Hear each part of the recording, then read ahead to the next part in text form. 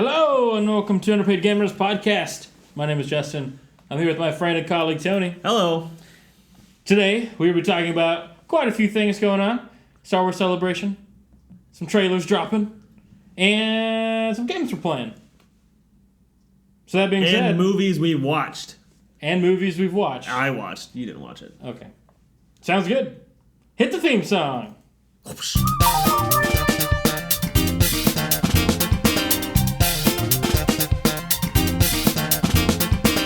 The Underpaid Gamers is the official podcast of underpaidgamers.com. True. You can find us on Twitter at upgamerspodcast, on iTunes, SoundCloud, Google Play Music, and all other podcast services under our name. Find us on Facebook, Instagram, Twitch, and YouTube while searching Underpaid Gamers. We also stream on Twitch, which you just said.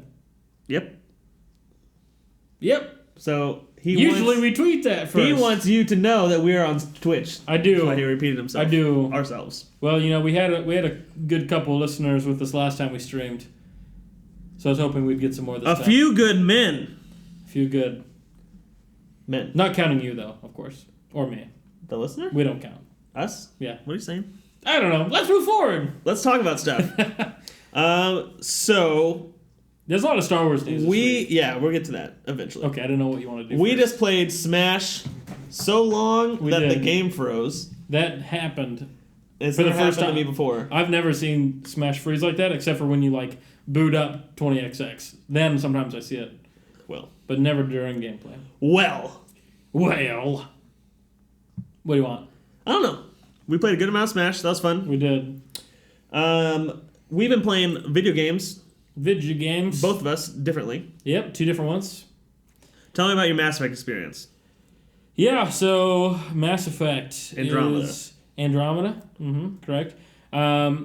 So far, still been enjoying the game overall, but I'm starting to get the feeling that the writing in this game isn't as good as it was in the original Mass Effect trilogy. That was a complaint people had. Because I feel like there aren't as many big decisions, and there's not as much diversity in what you say. You can kind of role play in the game by how you do your different conversations. Yeah. And the decisions that you make, and Uh-huh. I really haven't been feeling that many decisions, and that are like viable, like two different, totally viable ways to look at the situation. A lot of times they're just like nuanced, different, but they're the same thing. Yes. If that makes sense. Different tone of voice. Yeah, like different tone, like one implies like suspicion and one implies trust, but you're doing the same thing. But you both. say the same thing or like... Like you're still going to help them, or like they're still helping you, you know? Yeah. So I haven't, really there's only been one big decision so far that I've played, and I've probably played 20 hours. Was that to make your person a guy or a girl? No, the only decision name? I've had that was What'd you hard, name them? Shepard. Just kidding. Shepherd Ryder? I did the writer, the stock name, John. Scott, that's it. You don't know your character. Oh, they refer to him They as call me Ryder, Ryder all right? the time. Yeah. So, the only big decision I had was at the first outpost that I made, I had to decide if it was going to be scientific or military. That outpost? That was like the hardest decision I've made. What'd you choose? Scientific. And you're a decent enough in that you would expect to have to make decisions. Well, I opened up an outpost on a second planet, and I thought I'd have to make the same decision, and then I was going to build like a soldier one, like a military one, especially because of what's going on that planet. I thought, oh yeah, this makes sense to put a military one here. And then they didn't let you decide? And it didn't let me decide. What did they make? It doesn't say. It's just a thing you can't use? I mean, there are like turrets and stuff around, so I'm guessing it's militaristic, but you didn't like actively choose for it to be one way or the other. Oh. Like, all you know is it's going to be, like, it's on this ice planet, kind of like Hoth, and the resources that it has is, like, water for the giant space station, the Nexus. Okay. And for the... Oh, yeah. Because what you're saying is you go to these planets, you get their resources for the Nexus, Yeah. which is the new Citadel. Yeah, essentially. I think And the other colony, the first one I started, is on a sand planet, so it doesn't have a whole lot of water. Like? So, like, this place, like Tatooine. There you go. So far, we've got Tatooine, Hoth, and a battle station. You need an indoor. Indoor is always my favorite planet. There is sort of an indoor, but it's like way Mustafar? more tropical. So, like, the end of Rogue One. Not like Scarif. That's more beachy. It's like in episode 3 when all the Jedi get killed. Fallujah? The Twi'lek Jedi dies. Which one's that? The one with the head tentacles. The girl? The girl. She dies on a planet with like fluorescent. Yeah, that one. Yeah. It looks like that. Almost exactly like that. Fallujah is also a fun one, except they have those giant like praying mantis scare things. I'm remembering from Battlefront 2. Yeah. The original Battlefront. The original Battlefront 2? Yeah. Okay, so not the EA Battlefront 2. Correct. Actually, it might be EA. Is it still EA? Maybe. Who made... I don't know. Not the DICE Battlefront 2. Right. That's getting confusing. They need to choose different names. Probably. So, you're enjoying it? I'm enjoying it. I wish there was more... What's the action like? Are you enjoying the action? Is there enough action? The combat is like challenging enough. Like I went. There's this one mission where I had to like rescue these guys, and I died like 3 times trying it. And then there was this like. Were you underleveled or just kind of running in head first? I was just running in without really much of a plan, and so I was playing very aggressively, I should say, as opposed to like being more defensive and strategic about how I approach it. Strategery. So I died a few times. And then on the Hoth planet, I found this thing called a remnant construct. And it's essentially this ginormous mechanical, like, boss. Oh. And it was super fun to kill. Like, that thing was awesome. EMP? It beat me once. Ooh. But then I got it the second time. So you're 1-on-1 with the machine? I'm 1-on-1 with the machine. So you need to load up again and beat it again? Probably. Best 2 out of 3.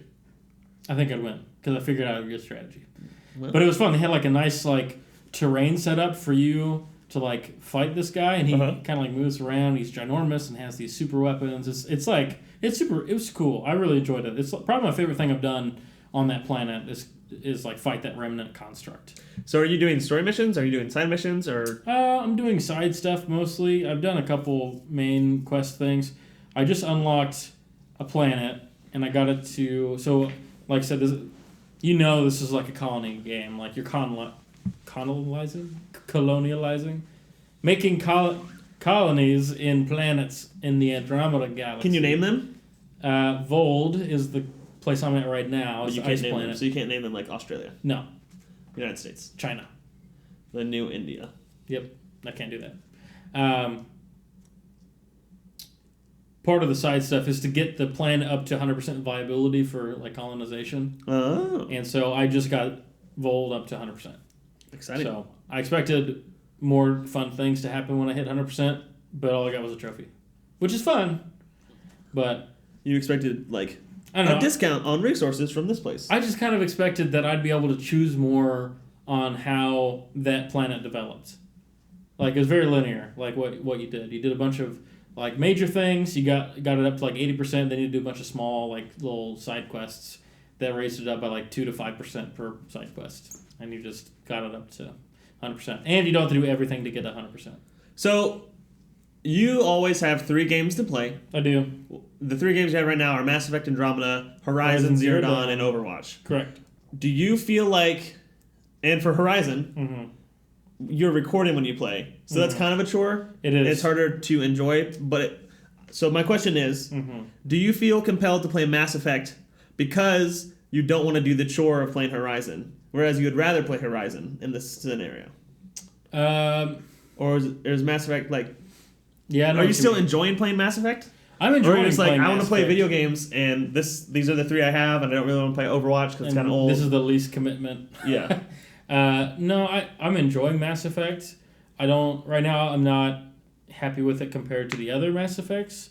It still follows the same like formula, and I like the formula that they use in Mass Effect games. I would say that the fact that I'm recording Horizon Zero Dawn is a factor in it because I have like a bunch of backlogged episodes that you helped me finally fix the software to be able to make it work because it wasn't working forever. So I just was so backlogged, I didn't want to play anymore because I didn't want to have to like have that many more backlogged episodes to deal with. I wanted to be able to keep it even because my hard drive's almost full. Another story. I've had to keep deleting things as I record because I'm at the top. But either way, it's a little bit more of a chore to play Horizon Zero Dawn. But I am enjoying Mass Effect, so that's part of it too. It's not like I'm just trying to avoid it. If I was just trying to avoid it, I'd probably play Not a Hero. That game is so much fun. I don't know why I love that game, but Was I did. that free? Yeah, it was a game. Also, holy cow, 10 Second Ninja, so much fun. Holy cow. Also free? Also free. It's PlayStation Plus PS4? game. Yeah, I played it with my brother when I was out there for spring break. This month? Yeah. Last month. April? So April. It was April because it was the first week of April was my spring break. It's super fun. I played it a bunch with my brother. 1 Minute Ninja is super fun, or Not a Hero, or both? Both of them are fun. And both of them are free? And both of them are free. I'll check it out. Because I looked the other day, yesterday, at PS4 Plus, PS Plus, and they had Drawn to Death was one, and another game that I didn't download because I didn't care. Yeah, it was Drawn to Death, and I think 10 Second Ninja. It wasn't on the list. Oh. Like, you know when you go on the new dashboard on PS4, you go all the way to the left? That's where it is. It wasn't up there. So I'll probably have to find it. Drawn to Death has been getting awful reviews. It's been going back and forth between free-to-play or you pay to play, this and this and this. It was originally a free-to-play game. And then there's a lot of backlash to that because a lot of people are like, if you think your game is good, put a price tag on it because free-to-play is not working. So now he has a price tag on it of like $20, $30, but it's also the PS Plus game of the month, so it's kind of free. Yeah. So it kind of goes back, so it's back and forth like that. And I saw it was getting like 5s and 4s out of 10s. Wow. So I still want to play it, I think. Yeah. I still want to see what it's about. I really don't know anything about it. So I read it, I looked up some stuff, I looked at the trophies. And I didn't really see any gameplay, but I saw like the clips, the little pictures when you download it. It's like imagine it was a first-person shooter, but imagine it's drawn in like a college-ruled notebook.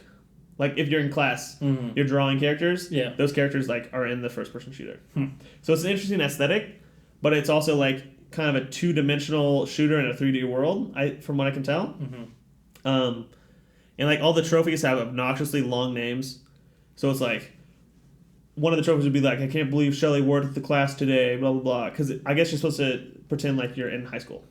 And like these are the things that high schoolers would say, and that's a trophy. So like the I can't believe Shelley wore that to class today would be like, unlock every wardrobe option. Something like that. It's weird. So, I don't know. Not getting... I want to play it out of curiosity. But currently, as I've discussed for many weeks, I have a streak of 100% of games on my list. Yeah. And that's really what you wanted to continue. I want to keep it as much as possible. And now it's affecting your decision Now it's affecting my decision makings because I played Persona, and I don't plan on getting the platinum on Persona because I think it takes a couple playthroughs. Yeah.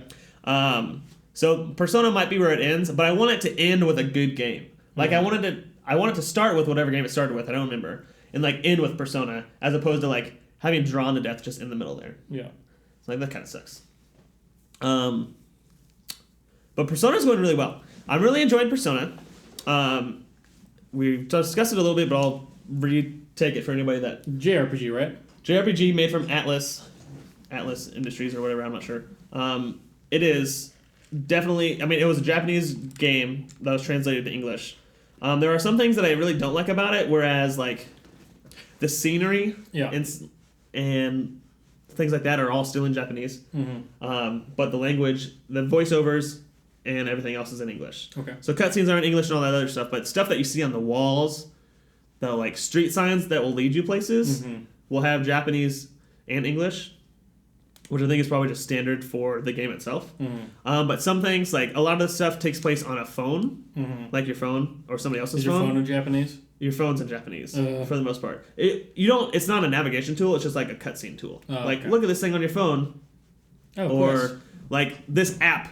There's an app, there's a website that's a big part of your reputation. It's not something that you can go to. It's just a kid is always talking about it. And it always like shows up. It's like, look at this cool app I made. And it's all in Japanese. So it's not important that you to read it because I don't think there's anything to read. And they tell you exactly what's on it in the conversation anyway. Sure. But there's like, because you're a high school student, so there's stuff on the boards or like posters and all that stuff is all in Japanese. So I'm like, why don't you just change it to English? But maybe it wouldn't translate. I don't know. Maybe that'll just take me longer. But so what do you like about it? I really like a lot of it. I think I had a real... So let me tell you how the game works, and I'll tell you about my real big setback. Okay. So the game itself is on a calendar-based system. So every day on average, every day you make a decision about how you want to spend your time. Mm-hmm. So you're a high school student, so Monday through Thursday and Saturday are when you're in school. Friday and Sunday you're out of school. It's really weird. Yeah, it is I don't know if that's standard Japanese culture, but I assume it is. Maybe. So your weekend is Friday and Sunday, but you're in school on Saturday. So always on those school days, you pretty much go to school.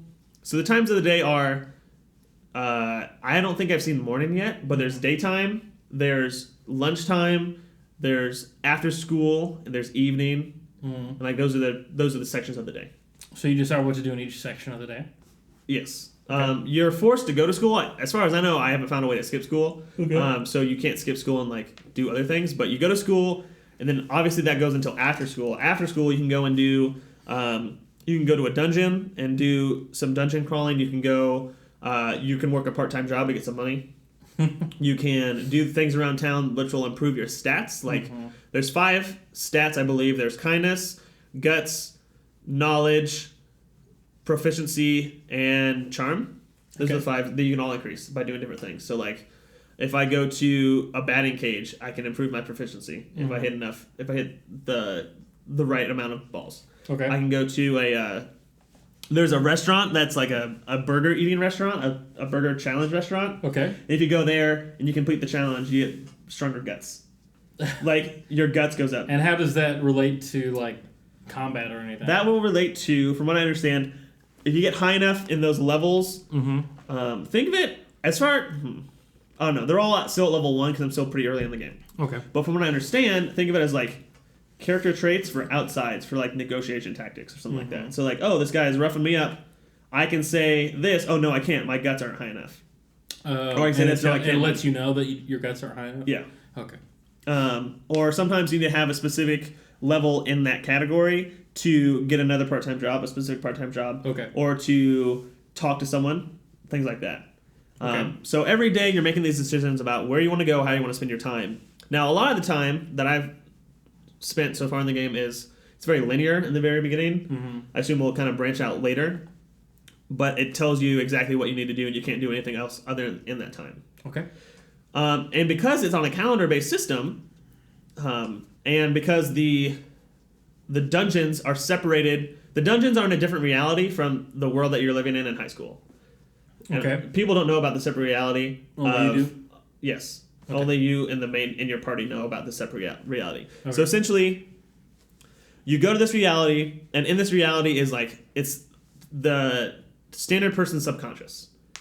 So if someone has a really wacky subconscious, or I sent you a picture of a boss in the game. Yep, a little awkward. Which, there's a picture I didn't send you of a boss, but one of I sent you a picture of a boss, and we'll talk about that one because it's adult content. There was another boss that was really funny. It was literally just a demon on a toilet. Like, part of his character design was a toilet, like an actual toilet, and he was just sitting on it with a newspaper. Oh, wow. And he was a mini boss in the very beginning. I thought that was hilarious. So far, some things are very funny. That, where you fight those demons, is in either the general public subconscious or a very specific person's subconscious. Okay. So essentially, it's called the metaverse, I believe, is the general consensus. The general consensus of everyone's subconscious is the metaverse. And if someone has a messed up enough subconscious, they will have their own, what they call a palace, grow out of that. Okay. So then from there, that's like where you go to fight bosses. It's a separate kind of dungeon, but it's very specific for that one person. Okay. So the very first dungeon I went to was, spoilers for the couple first hours of Persona, but it's the volleyball teacher's his palace. Okay. He is an ex-Olympic gold medal winner. So he goes to high school and he's like the star teacher. Everyone loves him because he won this gold medal, because the volleyball team that he coaches has gone to state champs like the past 5 years. Yeah. So he's really doing quote unquote good things for the school. So in his mind, his palace is at the school, but instead of the school, it's a castle. He's the king of the castle. So he's in charge. But he's also really perverted.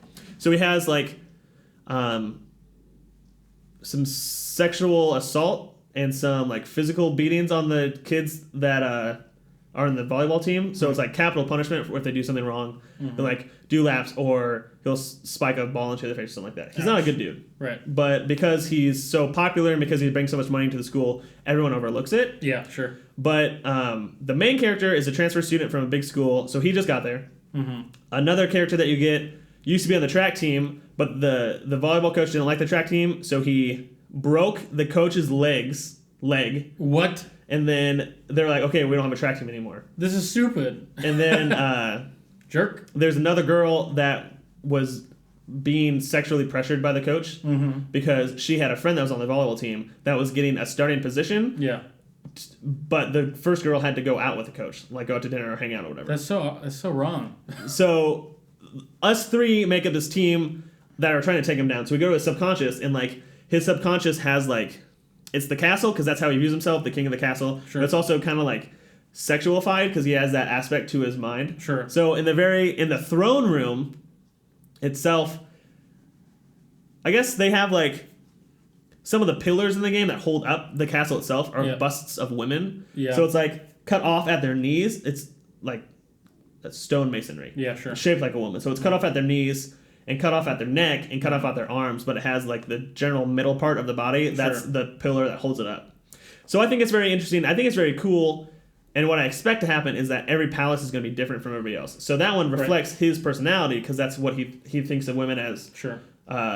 A means to an end, or objectifying them. Yeah. And what I thought was really funny, which might have gone unnoticed by some people, is in the throne room, the roof, the ceiling of the thing is actually a woman. So like the pillars are her legs that go up, and then she's like on her hands and knees, but you don't see that because it's hard to explain. You have to see it. Okay. If you're playing it and you go to the throne room in the first one, just look up and you'll be like, oh, that is a woman.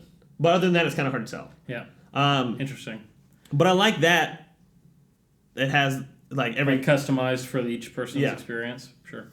So what happens is at the very beginning, so again, spoilers for this, the coach doesn't like the transfer student, which is the main character. He doesn't like the other student that was on the track team that's no longer on the track team.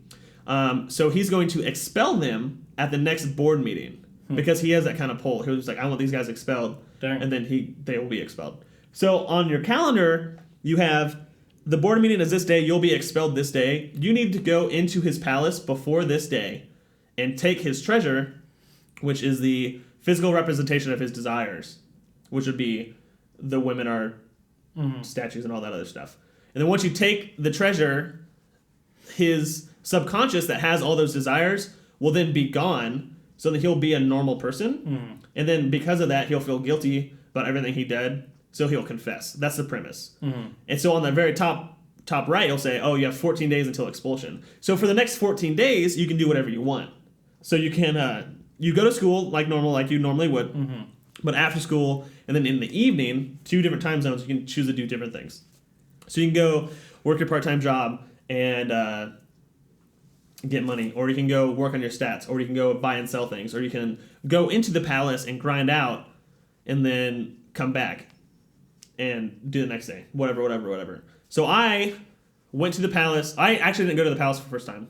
You can also work on I didn't mention this is a big part of it, but building relationships with your team, with your party members, which will then increase on a whole bunch of things, because everyone has a persona, which I think the easiest thing to contribute that would be to like a Pokemon. Okay. So each persona has a specific type that they're strong and weak against. And so if you think about Pokemon, it's like, think about the Pokemon games on the Game Boy, where the battle always starts off with the trainer in front, he throws the Pokeball out, and there's the Pokemon. Think of it as reversed. So it's the trainer and the Pokemon's behind them. So as the trainer, you can have a melee battle, you can use melee, or you can use your persona. Persona would then be the Pokemon coming out in front, using their one specific move type. So if it was Pikachu, he'd use Thunder Shock. Sure. And then he would go back. And then you fight as the Pokemon trainer. That's kind of what Persona is. So every party member has one persona that's linked to them. So I have the track kid has electric type. The woman has a fire type. And there's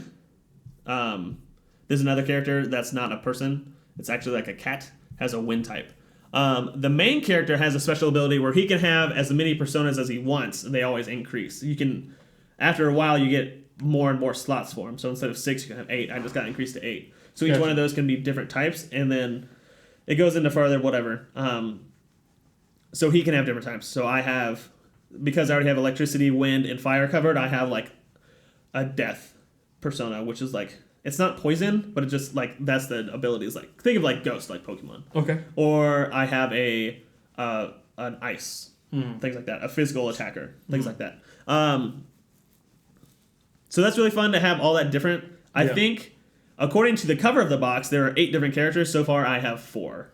So I'm expecting to get more. So what's the point of the game? Like, what's the overall goal that you're trying to accomplish? So you are high school? You are a sophomore in high school. So you're like 15, 16. And the reason that you wanted to take down the first volleyball coach was because he was going to get you expelled and because he was treating people poorly. Right. And you're like, okay, well, this needs to end. So you cut that out. He eventually confesses, and you're like, oh, well, this is pretty good. It feels pretty good to help people. And then eventually a guy comes up with the app that I was discussing earlier. He's like, I made this app so people can put the people in that are giving them grief, and then you can look through that, and you can decide who you want to take down next. Oh, cool. Based on this. Yeah, okay. So far, you're just helping people. Essentially, you're helping people. You're trying to graduate high school. But the reason, there are 2 different realities. So in high school, nobody obviously knows that you're doing this. In the second reality, because it's subconscious, nobody knows that you were there. It's just the volleyball coach just one day flipped a switch, and he was apologizing for everything and admitted to all of his wrongdoings. Okay. So you go back and forth like that. It's really interesting. I finally got to a point where I think it's kind of opening up. Now I have more free time to decide what to do. So like I have exams coming up in school, which will be 3 days of exams. So now I have 3 days until my exams for 3 days. So do you have to literally take the exams? Yeah. I don't know what the exams are going to be. Every once in a while in class, I'll get asked a question by the teacher. And if I answer it correctly, I'll get points towards my knowledge. Okay. So my smarts will level up. So because I have 3 days to the exams, I can decide to study for the exams, increase my knowledge, and I think that'll make the exams easier. I can, again, do my part-time job, make some money, go out to eat, hang out with my friends, or go to the metaverse and grind up some loot and levels. So I'm really enjoying it so far. It's interesting. Essentially, when the game first starts, the intro is you and your full team are trying to escape this casino that you raided. You're called the Phantom Thieves because you go in and you steal the person's desires, which is the form of their heart. So like, we're the Phantom Thieves, we're going to steal your heart. Whatever. Again, it's very Japanese. But you go in, you take that. So now the whole premise of the game is that you're trying to steal people's hearts to make them steal their desires to make them more normal and more kind to other people. Okay. So in the very intro to the game, you're leaving this casino, you get bombarded with like Japanese military. Like, I think this is in real life, I'm not sure yet. Okay. And then the main captain's like, you got betrayed by someone on your team. Then it cuts back to when you first move in. So there's kind of this mystery going on. Like, I don't know who betrayed me. I'm in the future, I'm in an interrogation room with this woman and she's trying to interrogate. And essentially, it's one of those storytelling tactics where you're telling the story to her in the future, and the past you is acting it out, and you're participating as past you. You know what I mean? Yeah, I got you. So eventually I'll make it up to that point where I'm talking to her. Yeah. And I honestly think that's going to be like the halfway mark in the game. I'm going to eventually get to there, then from there, or maybe the 75% mark. From there, I'll make the final decisions. Yeah, maybe. But something that I meant to say, now that I've been going on for so long, was that because it's all day and calendar based, something that screwed me over real good on accident, and it really cut into my time that it kind of hurt because I didn't want to play it anymore, and I'm so into this game I want to keep playing it. Yeah, what happened? I went into the palace of the volleyball coach, and I guess I just forgot what the main purpose was. Yeah. Because I was just going through trying to get to the very end, because it's a very linear dungeon. Once you get to the end, what I thought was I was going to fight a boss and it was going to be over. Yeah. Turns out I got to the very end and that was just your infiltration route because you're a thief. So you're like, okay, so now we have to go in and find an infiltration route. We got there and found out that I actually need to come back another day, like the day after or 2 days after, to get his desires in physical form and take them out. Okay. But I waited until the day before I got expelled to go in the very first time. Oh, no. So I made it all the way through, and I got to the end, and the next day I woke up and I was getting expelled. So the game's like, you can revert back to a save you previously have, and I had 2 saves. Mm-hmm. Or you can go back 7 days in the past. So I went back 7 days in the past, and I lost like 5 hours of gameplay. Dang. I'm like, this sucks. It was literally, because I had gone into the castle 3 different times. Mm-hmm. And each time I spent hours in there. And then I got kicked back 7 days in advance, and I had to start the whole castle over again. Like, this sucks. I was so frustrated. So now I've determined... Like nothing worse than when you feel like you've completely wasted your time. Like, you haven't progressed the storyline, you lost all the progression, you lost all your experience, you lost all that... I feel so bad. That's true. But for this one, I didn't feel like I was slighted. I felt like it was 100% my fault. Because they told me, they're like, make sure you have enough time to do this, make sure you have enough time to do this, make sure you have enough time to do this. I didn't plan it correctly, so now I've learned for the future. If it was something that's just like came out of nowhere, I'd be like, okay, that's very frustrating. But this was presented to me from the very beginning, and I just did it wrong. So I'm like, okay, I can't blame anybody but myself. Now I've committed that each time I get a new palace, I'm going to go there first, get as far into the palace as I can, and then go out and do all my stat raising, all my part-time job, my talking to people, and then go back in for the final kill. But fighting's really fun. It's a really interesting combat system. Is it turn-based? It's turn-based, 100%. Okay. But differently from Final Fantasy or Dragon Quest, you have the 4 people in your party. You can choose what each one of them do, but the battle unfolds individually. So for my main character, I would choose him. I would say attack. He would attack, and then it would go to the next person. Then you say attack. He would attack. It goes to the next person. But in between each one of those, the enemy can counterattack. Okay. So as opposed to like Final Fantasy or Dragon Quest where you say attack, attack. Yeah. And then it all goes from there. Yeah. This one is individual. Okay. And there's a cool thing where, because like I said, there's like that Pokemon feel to it. Yeah. If you have a move, if you have an electric move, and you use it against like a flying enemy, and you get a critical hit on them, like a super effective move, it will knock them down onto the ground, and they're called knockdown. Yeah. And you can have a what they call a one more. So essentially, you get to attack again. So you can use, because they're like vulnerable. Yeah, you can use a physical move, which is the weakest, just like a standard like sword, or you can use a persona, which is normally the strongest.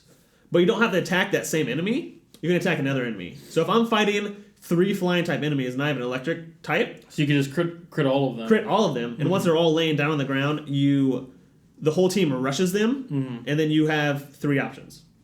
You can go back to the standard formation and finish the battle like that.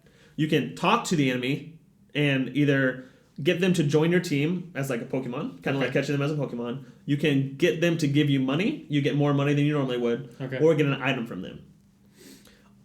So those are the 3 options for that one specific option. There's also one more, which is called the all-out attack, which is all 4 of your teammates attack at once and do extra damage. And then pretty much, for the most part, that kills them. That kills them all. Sometimes some people survive if they're really strong. Yeah. So I like, and you have a gun in this game, which is another form of attack. A lot of flying type creatures are weak to gunfire. So you take out your gun, you shoot them all down in like one move, because you can shoot your gun multiple times per turn. Okay. Whereas your combat, your physical combat, you can only do once. So you shoot them all down, you rush up on them, do an all-out attack. That combat's over in like 35 seconds. Super quick. You only have a limited amount of gun, like bullets, and the only way to get them back is to go back to the real world. So you have to leave the castle to get more ammo. So you got to be strategic about how you use your guns. Yes, and then as soon as you leave the castle, time progresses. So instead of having that after school and that evening, going to the castle takes up both those spots. Okay. So you pretty much spend the whole day at class, and then if you want to go to the castle, that's the whole rest of your day. You can't do anything else. Okay. But you can get treasure in the metaverse and sell it in the real world. Okay. So that's kind of how you get loot. So far, I'm really enjoying it. I really like the characters. So you have some dialogue options when you're talking to people, and I don't know what specific way the main character says these things. So sometimes I think that they're a joking response or a serious response or a sarcastic response based on what it says, yeah. And I'll choose that, and the other person will take it differently. Yeah. So I'm like, I don't know what that is, but when you're trying to convince an enemy persona to join your team, there are 2 times that you respond to them in dialogue, and each time has 3 dialogue options. You have to choose the 2 correct ones each time. And each enemy has a very specific temperament to them, so they're either timid or irritable or gloomy or something like that, or there's another one I can't remember. So you got to kind of predict what they'd want to hear. Yes. There's also a lot of posts online about gloomy characters like vague answers, or irritable characters like straight to the point answers, things like that. But so far I'm really enjoying it. There's definitely a lot of Japanesey to it when you start. Very much like anime is what I mean by that. There's a very specific culture to it. Yeah. But it's really fun. I mean, if you just look at the cover, Yeah. It's not hiding. It doesn't hide what it is. The cover is exactly what you'd expect from the game. Yeah. But that one boss that was on the toilet was so funny. I cannot wait till I see more things like that. And I want to see. So the castle one, I felt like is a very obvious location for a dungeon. Oh yeah, of course you're gonna have an old time castle where the people patrolling, the personas patrolling are knights in armor. So I want to see where they go from here. Yeah, sure. Because right now I think I'm about to attack a businessman. I want to see if he's if he has a Yakuza mind palace. Oh, that'd be cool. Or if there's eventually going to be a environmental mind palace where it's all foresty and stuff like that. Yeah. So I'm really excited to see where it goes. Cool. And I want to play it more. But I was just so frustrated. I lost 5 to 7 hours when I went to the palace and didn't have enough time. So now I'm keeping 2 saves up to date. Yeah. It's a good idea. But that's really my only complaint, is that I missed that. And again, like I said, not a fault of the game itself. They warned me literally every time I saved. They're like, make sure you have enough time to go to the end of the palace. I'm like, nah, I got plenty of time. Oh, we're good. Because I was leveling up. I got to level 11 before I got kicked out.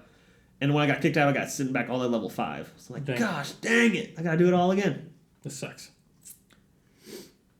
Whew. There's a lot to talk about Persona. That is a lot of Persona to talk. I also played Dishonored 2. There's a demo that you downloaded. I did download. I have not played. I wanted to play the demo before I played Persona because I knew I wanted to play Persona. And I knew I wanted to play Dishonored 2. So I'm like, let me get Dishonored 2 out because that'll be done quicker than Persona because it's just the first three missions. Yeah. And I played Dishonored for a little bit and I was like, I'm not into this. It actually made me kind of happy because that means I could play Persona. There you go. But Dishonored 2 seems to be just more Dishonored 1. Yeah. Which was fun. I enjoyed it. Yep. So, we're not ready for Star Wars yet. There's going to be a bunch of Star Wars stuff. So. 2 more things. Okay, let's talk about those 2 things first.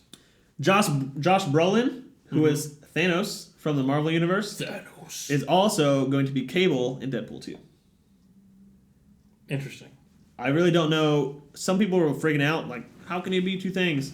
One, he's got a big old purple face. Right. He's also, completely CGI. Yeah. Right. So, I don't know why he wouldn't be a Cable. But I think he got, a 5-picture deal to do Cable, which doesn't make a lot of sense, because I don't know if Deadpool has that much of a picture deal. Yeah. But a lot of times that doesn't last. Sometimes they get bought out of those contracts. Right. I mean, Star Wars Rogue One, they, all of them were signed on to do, a sequel. But obviously... Whoops. That didn't happen. They decided not to go that direction with it, but... Now I will lead into Star Wars, but first I will talk about Fate of the Furious. Fast and the Furious, number 8. Has that movie, which I saw on opening weekend, me and Emily went. Sure. Because I had a gift card that I got for Christmas.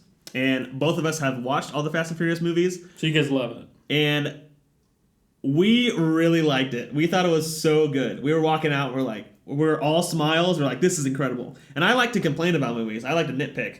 And you do. That's good. And I'm like, there was nothing I could nitpick in that movie. I think it was just because I had my expectations were not as high for that movie as they are for normal movies.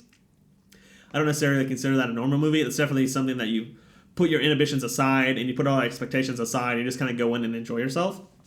And I went there and it was just so much fun. Little did I know I was contributing to history being made.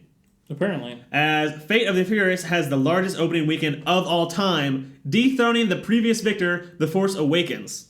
Star Wars Episode 7. There you go. Opening weekend for Fate of the Furious was $532 million. And a half. A lot of that is attributed to the fact that it opened in Russia and China at the same time it opened in the U.S. Which Star Wars did not open up in China until like 2 weeks later. Yeah, sometimes they do, sometimes they don't. But Fate of the Furious was made for $250 million, so they've doubled. Yeah, they doubled their budget in the first weekend. Sure. And I know you've only seen like 1.5 Fast and the Furious movies. Yeah, I'm so not I a big fan of them. recommend this to you. However, The Rock is in this, and it's like every perception you have of The Rock, of him like being a superhero, like just going in and being undefeatable and like literally throwing people through walls, is what they do to him in this movie. So like if you want to see The Rock just kick butt, like from what you expect from him, just because he's a huge dude, and like he's sometimes, I don't know, it's like he went Super Saiyan. Yeah. And they just let him do whatever he wanted. And they're like, you want to throw this guy through the wall? He's like, no, I'm going to throw this guy into 2 other guys, have the 2 other guys fly through the wall. They're like, okay, yeah, let's do it. Sweet. He's in prison at one point, and he rips, and he's working out. And Jason Statham is across the way from him, and they're kind of rivals. And The Rock is working out in there, he's like trying to get fit. In his cell, he rips the cement bench off the wall and starts curling it just to work out. He's doing curls, and I'm just like, oh my god, that's so like a Rock thing to do. That's funny. Yeah, I mean, I saw so much advertising for this movie, and it beat Star Wars by $3.5 million. Yes, not a lot, but significant. Yeah, not a lot by movie terms, a lot by my terms. Yeah, but it was super fun. If you have seen the other Fast and Furious movies, I recommend it. The movies really pick up. Probably. So you don't need to see Tokyo Drift. You don't need to see the third one. It's funny to see the evolution of this. I was thinking about this during the movie. Because Fast and Furious, the original one, is like 1998. The main premise of that is that there's a group... Street racers. There's a gang that's trying to steal DVD players from 90s. a semi-truck. And the DVD players are worth like $2.5 million. Nice. So like I said, 98. Yep. And now in this last one, they're trying to stop a rogue hacking agency from stealing nuclear warheads from Russia in a submarine. It's just so funny to see that them escalated very quickly. It's so funny to see them go from DVD player thieves to stopping World War III from nuclear destruction. Interesting. But it's just one of those things where you gotta kind of forget about it. Live with it. You just gotta enjoy it. Like, we had popcorn and we had a drink. And we're sitting back. The theater here, because I have moved, is incredible. There's like twice as much leg room as you normally would expect in a movie theater. Yeah, and they have really nice wooden armrests. They're just super cozy. Cool. The back of the seat doesn't go up very far, so you can't really lean your head back. You kind of gotta hold it up the whole time. Sure. But cool. There was like 8 people in there. It was a Saturday. It was a Saturday after it came out. There was like 8 other people in the theater. I don't know how they got this much opening. Well, I guess in the U.S. it only made $100 million. I was gonna say, I haven't heard a whole lot about this movie. I mean, I saw like a bunch of advertisements for it, like crazy. But out of my friends and family, like, you're the only person who's told me that they've gone and seen this movie. Yeah, we just like the Fast and Furious movies. Which I would expect, because I know that about you, and we've talked about that before on the podcast. I assume if Transformers is released in Russia and China at the same time, it will do about this much. And about the same in the U.S., where it makes like maybe $100 million. Because for whatever reason, these really stupid action movies are really popular in China. I don't know why. Yeah. Anyways. Star Wars. Tell me what you know. Okay, so for those of you who are Star Wars fans, you know that, at least big-time Star Wars fans, this week was the 40th anniversary of Star Wars. Ever. Star Wars Celebration happened this week. Big old convention down... Actually, I don't know where it was. Orlando or in California? One or the other. They're the same. I think it was California. They're pretty much the same, though. Either way, giant Star Wars nerd fest. It's like 3 or 4 days worth of Star Wars panels and contests and trailers and cosplay. So there's just a ton of stuff. You know, it's classic convention, nerd convention. So a couple things happened. I tried to watch this live streaming, and the first day the stream was so bad. Literally everyone on both YouTube and then on Periscope, literally it just kept freezing over and over again. Everybody kept commenting. It was really... Oh, so like the connection was bad. Yeah, the stream just would not work. Second day they fixed it though. But first day they did a big old panel with Harrison Ford, Ew. which is rare because Harrison Ford doesn't usually engage in Star Wars fandom that often. He's also dead in Star Wars. He's also dead in Star Wars, but he was there. Harrison Ford was there, which is what I just said. The Star Wars news that I told you earlier this week, Wedge Antilles was there, and he's notorious for not liking Star Wars. So much so that he told his nephew, Ian McGregor, who plays Obi-Wan Kenobi, to not do it. Yeah. Wedge Antilles is a rebel pilot from the first one. Yep. Also, the father of your Ray Antilles theory. Yeah, my Ray Antilles theory is there. Remind us what it is. Just that she's an Antilles? Yeah, she's an Antilles. Based on the doll that she has. Okay, so she has a doll, rebel and fighter. the rebel pilot hat. And you think that refers to Wedge Antilles, which would make him her, grandfather? Mm-hmm. But because the actor that plays Wedge Antilles is technically related to Kenobi's actor, she would be real life. In real life, she would be a Kenobi and an Antilles. So we figured out a way to essentially confirm Tony and I's theories about Rey's parentage. Now the reason there's more weight to your theory now is because the actor that played Wedge Antilles is notorious for hating Star Wars, so he would never go to a Comic-Con or a convention like this. Sure. But he was there at this one before Episode 8 comes out. Yeah. So it got my noodle working. Yep. I'm like, maybe he is the parent. Those noodles were getting rolled because we were thinking about it. So anyways, a lot of stuff happened at this celebration. A lot of really nerdy things. But here are the highlights. Tell me the non-nerdy things. Okay, so first off, Carrie Fisher, as we know, passed away from a heart attack end of 2016. Yes. So they did a really touching tribute to her during the celebration. I may have choked up a little bit during it. It was like a video compilation of behind the scenes footage and her tryouts, and then just different parts of the movies, and then interviews with different people. Her daughter opened up her daughter Billie Lourd. I think Not Lord the singer. Not Lord the singer. Good, because I hate her. She before the video started, she went out and gave a speech for 5 or 6 minutes About her mama. about her mom, and the video is really touching. It's actually on YouTube if you're interested to watch it. It's 5.5 minutes. But then after that, immediately it opens up to John Williams with a live symphony, and they play Leia's theme, and I was bawling. I was like, "Ah!" That's how they opened it up. But the music was amazing.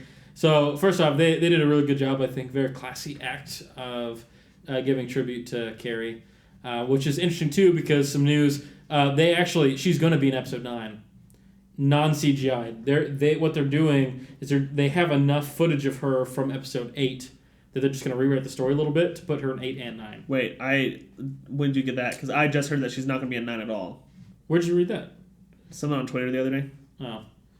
Because I read an article that said that... Because her brother said she was going to be. Mm-hmm. And then the article I said was, the brother doesn't know what he's talking about. She's not actually going to be in 9. Yeah, well, yeah. See, what I read was that the family gave permission for them to use the footage in 9 as well. And so they were going to use parts of it. Maybe I'm wrong. Maybe we need to clear this up before we report it officially or not. All right, Disney, give us know. episode 9 so we can get this straight. Yeah. Just me and Justin. Just email it to us. We'll watch it. So maybe not, I guess, with that news. Surprises. I didn't know you knew that. Sorry. So anyways, that was pretty big. Also, kind of big Star Wars news. Battlefront 2, EA, Dice's game, Dice's Battlefront. Their sequel is coming out. 2. Battlefront 2 is what they're calling it, which is really confusing since there's another Battlefront 2. They should just call it Battlefront 2017. Yeah. Battlefront 4. Yes, technically. Because that would be more confusing. It would. 1, 2, 3, 4. Except Battlefront isn't called 3. Yeah, but they can do it posthumously. So either way, some cool things. It sounds like everything I've read, they've listened to fans. They have a single-player mode, which is what the trailer highlights. The story of the Inferno Squad, of Imperial Special Ops.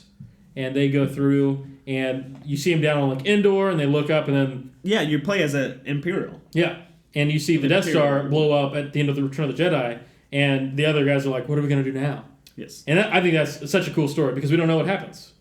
Unless you've...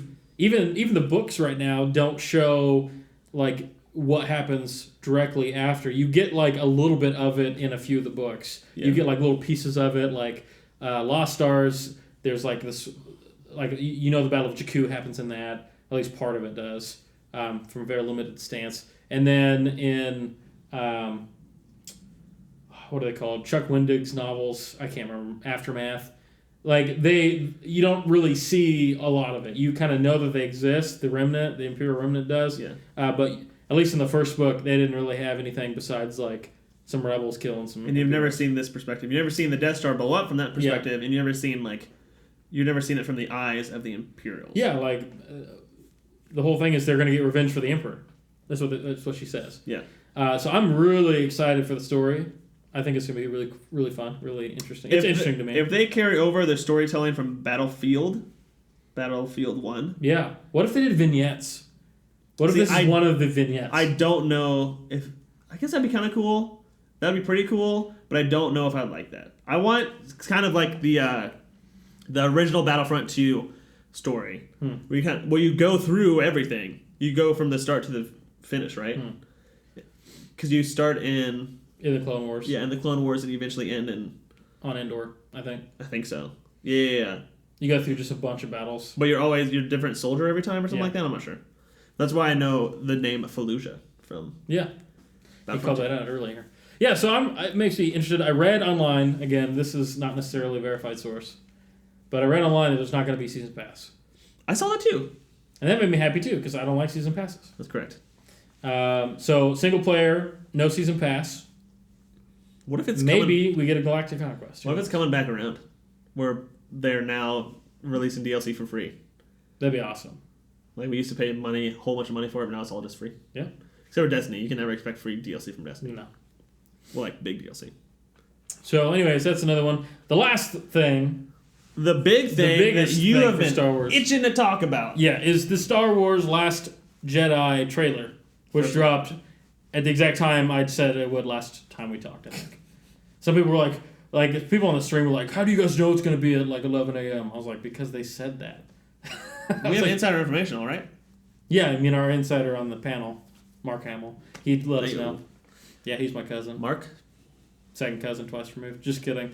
He's not. But, trailer came out. Thanks for telling us that you were kidding. I don't think anybody actually... I think they might have thought that. So anyways, Star Wars trailer's out. So if you don't want... It came out on a time where you didn't have class or students? No. So are you going to make them watch it on Tuesday? Who knows? I don't know. Probably not. Really? Because I think the hype is already gone for me. It's probably true. So I was like surprised by the trailer. So from this point forward, if you don't want to know anything about The Last of the Jedi and you want to not get any spoilers for that, maybe you're trying to actively avoid trailers and news, you can go ahead and just skip to the end of this episode, which is where we tell you that like we're on the internet. So there's that. But this is like pretty big deal. Some pretty big stuff's happening here. The last words really are what sticks about this whole trailer. Yes, tell me that... There's only one thing that Luke Skywalker knows is true, and it's that the Jedi must end. That's what he says. What? And at first I was like, what does he mean by, like, how could he just want the Jedi to end? But then, the more I thought about it, and the more times I watched it, I thought maybe he's referencing, because they reference the balance of the Force in the trailer, which you haven't seen. You need to go see it. It's like 2 minutes. Come on. He like references balance, and so what I'm thinking is maybe Luke has like figured out a new approach to the Force that isn't the Jedi. The Grey. It's almost like the Grey Jedis, which is like from the old legends. Like Grey Jedis were like in the middle. How come there's Jedi, there's Sith, and there's Grey Jedi? Why aren't they just called like Greys? Or like their own specific thing? I think it's because they're still good. They just use dark powers. Is there a Grey Sith? No. Not that I know of. I don't know. Interesting. So, what I find interesting is that, first off, the music was super sad and somber and, like, dark. It just felt dark the whole time. I have no idea really what it means. I mean, I think it has to do with perhaps he doesn't like, he ends the Jedi and that like the the way that they believe how to use the Force, but my guess is that he's not like done with the Force, and he's not gonna like, obviously from the trailer we see him training Rey. Yeah. So maybe he has just a new approach to the Jedi or wrong, and maybe, and this is kind of like my example for this, like anger is against the Jedi way, right? Like you don't want to feel anger because anger leads to hate leads to suffering leads to the dark side, right? Like that's the saying Yoda makes in the Clone Wars era thing, and also in Empire Strikes Back. But not all anger is bad, right? Like, there's like righteous anger, right? Like Gohan in Dragon Ball Z, he always has righteous anger, right? Always gets him crazy going.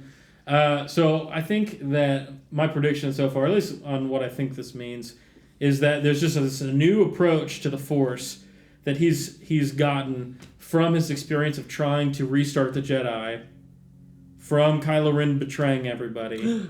Maybe it's not so black and white like it's been. Maybe he's going to have a more like nuanced approach to the Force. What do you got? There is a theory that I read that maybe Luke destroyed the last Jedi Temple with all of his peoples there, and not Kylo Ren. I want to know what you thought. What do they say specifically about the last Jedi Temple and Kylo Ren being there? I don't remember anything. You're talking about in the trailer? No, in Episode 7. Why do we think that? Why does the general public think that Kylo Ren was the one that destroyed everything? I think they say that he like murdered the rest of the apprentices or something, or like maybe. I'm trying to figure out if you remember. It's been a while since because Obi-Wan is a big old fat liar. The Jedi are liars, right? Essentially, from start to finish. So maybe Luke was the one that like shut down the place, or was like maybe he didn't kill everybody. Maybe he's like, we're done here, and then they sent them away. Twist. What if Luke is a Sith Lord? I've seen that too. I've seen that thing like, what if Luke is training Rey to be evil and then Kylo is actually good? Yeah. Or comes back to the good side. Yeah. Because you can't kill your dad and be I still think Kylo is going to come back to the good side. It's going to be Kylo and Ren and Luke versus Snoke. Greyface? Snoke? Mm-hmm.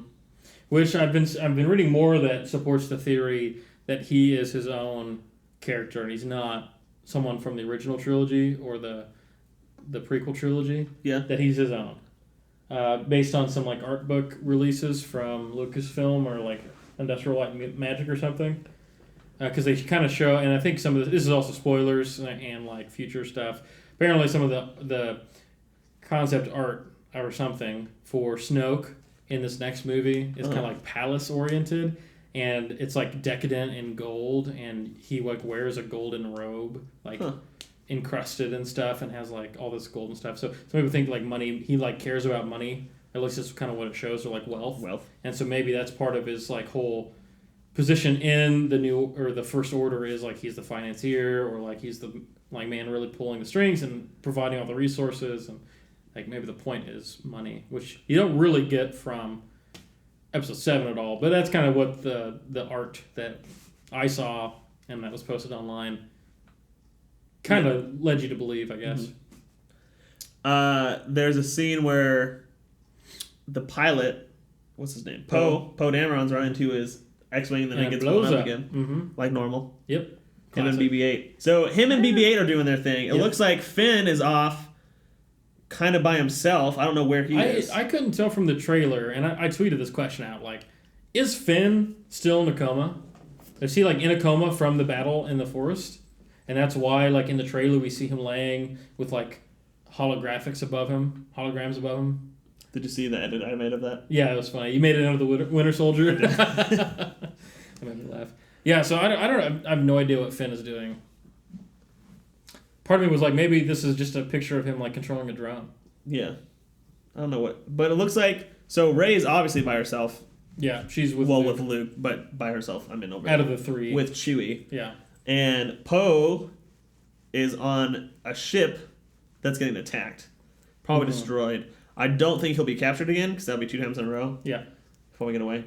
But Gwendolyn Christie is probably who we assume is attacking. Probably. The First Order. What's her name? Captain Phasma. Phasma. Yeah, and we get a really cool shot of her like walking out of a burning Jedi temple. So that's kind of cool, and I'm excited to see her as a cooler character than the trash. Do you think they compacted find one. Luke and Rey? I think they appear. I don't think they find them. Yeah, or do you think that they're hunting for Luke and Rey? It'll be one of those tricks that movies pull on you every once in a while, where it'll show Luke and Rey getting really ready to. Lord of the Rings does this in the Fellowship of the Ring. It shows them like in Lord of the Rings, the Fellowship of the Ring. The Ring Wraith is hunting down the kids from the Shire. They just found Aragorn, the Ranger, and they're in bed sleeping. You see them sleeping, and you see the Wraiths go up to the hotel room. Yeah. And then you see the Wraiths like stab the beds, and you find out they're somewhere else. Yeah. So do you think that's going to happen in this episode 8, where it's going to show Luke and Rey getting really ready to go hurriedly, like oh, you forgot your book. He's like, forget it, we don't have time, and they leave. And at the same time, you see the First Order coming to the Jedi Temple, and you find out later that they had actually left before that. I don't know. Maybe. That's a really specific prediction. I get double points for that one. If it comes true, yeah. If it comes true. It is, double points. Right here on Underpaid Gamers. Yeah, so just a lot of stuff. And we see a scene in like a deserty or dried out place with like walkers off in the distance and these sand... Red skimmers. Skimmers, I think sand skimmers is what Reddit was calling it, the Star Wars page on Reddit. That I was like, how do these things fight anything? Like, they look like duct tape and junk. Like, that's what they look like. I mean, you said maybe they cut down visibility. Like, yeah, that's the only thing I can think of with the dust, but I don't know. Maybe they'll, they're the scouting patrol, so they'll go through all the walkers and cut out visibility, and then right behind where the visibility is cut out, they have... like heavier stuff. The snow speeder on the desert planet. Yeah, their own version of it. Don't you think... Don't people know how to take down walkers by now? Are walkers really even that much of a threat? And here's the thing I noticed with Rogue One especially. Walkers were not as strong in Rogue One as they were in Empire Strikes Back. Like, Empire Strikes Back, the only way they could kill them was with the tow cables. Yeah. In Rogue One, we see them, blow it up in half. And I know a lot of it has to do with, the capabilities of special effects then and now.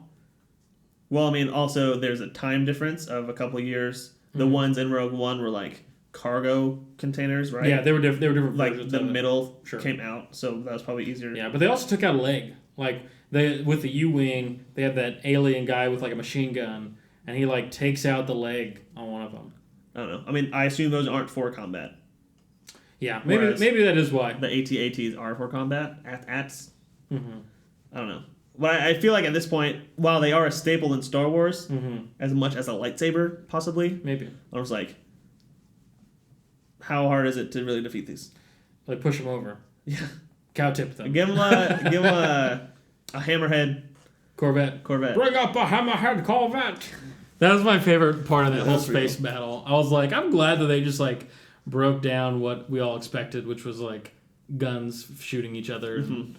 Although I don't know if a hammerhead Corvette has enough torque and engine power to move a whole ship like that. But it was disabled. Its engines were disabled, so it didn't have. It was just a giant mass floating because it didn't have any. It seems like a really specific trump card to have. You hammerhead Corvette, stay off center a little bit and wait until we need you. Well, I mean, you see him. You see the hammerhead Corvette jump in with them. If you look at the other ships in the fleet, and then I think he just comes up with that idea. But I should watch Rogue One again, but just the final battle because everything else is kind of. You can just kind of skip the last 30 minutes, then you kind of get the best part of the movie. Yeah. So, anyways, that's Star Wars stuff. I think I was way more excited for the Episode 7. The first Episode 7 trailer got me way more hyped than this one did. I was actually a little bit withdraw. I don't know. No, it kind of. I wasn't. The word I'm looking for is also the word you're looking for. Yeah. Neither one of us can think of it. I just wasn't as excited. After I watched it for the first time, I was like, "That's it." Yeah. I kind of expected more. I don't know. What did you expect? But and I think my expectation was just way too high, which is my common problem with at least Star Wars. But it usually lives up to it. Rogue One was alright. We'll see. I don't know. It shall be fun. We'll keep it updated, and I'll always let you guys know spoilers beforehand, because I know some people, my brother included, really want to avoid all spoilers for Star Wars and just go in fresh, which I respect. I don't have the discipline for that, though. So I have to do something. I don't with care my that free much. time. All right, well, I guess that's what we got, unless we're missing something. I think it's all we have. All right, cool. Well, we are all over the internet. If you Google us, we're like the whole first page, except for one, I think. We are on SoundCloud, iTunes, Google Play Music, YouTube, Twitch. We have a website, underpaidgamers.com. We have Facebook, a Facebook group. Twitter. We have a Twitter, and the Twitter is awesome because that's like where you're going to get our most up-to-date information, such as, hey guys, we're streaming in 2 hours. We usually post on Twitter before we stream. Mm-hmm. So if you're interested in Twitch, follow our Twitter channel and our Twitter page. I'm so dumb. I don't know what it's called. Follow us on Twitter and we'll tweet things. We played too much Smash and your brain is mush. I know, my brain is super mushed. Yeah. Please like and subscribe on all our platforms and share us with your friends. We appreciate it. And thanks for listening. We'll see you guys next time. Okay. Bye.